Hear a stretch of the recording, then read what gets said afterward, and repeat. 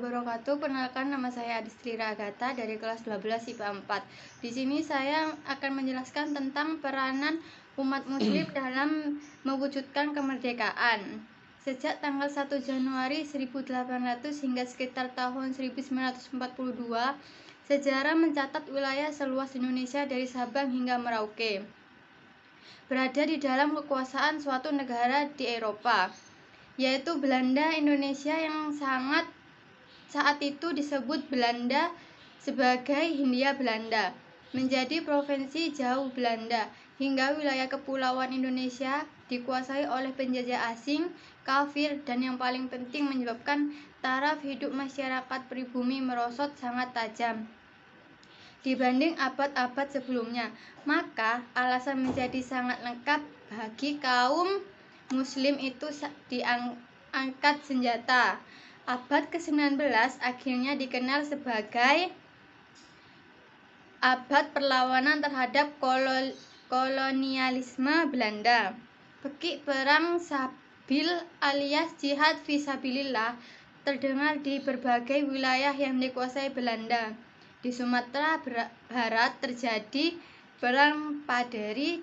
Di Banten 1888 ada perlawanan para santri dan kiai yang sekalipun tidak jadi meletus, namun membuat pemerintah Hindia Belanda tidak bisa tidur nyenyak. Di Banjar, Pangeran Antasari bergerak didukung para ulama santri.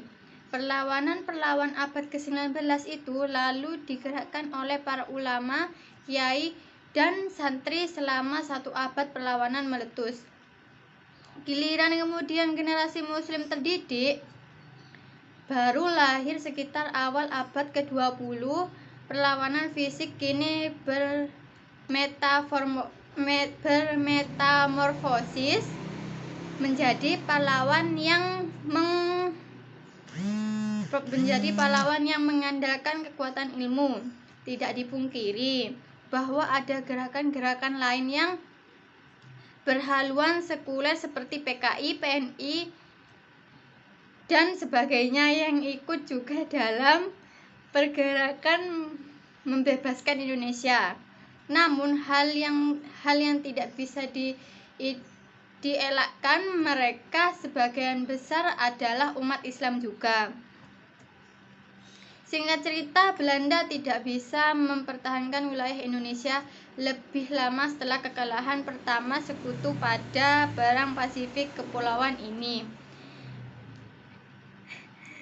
Jepang selalu berkampanye akan memberikan kemerdekaan pada Indonesia, walaupun kelihatannya tidak sungguh-sungguh.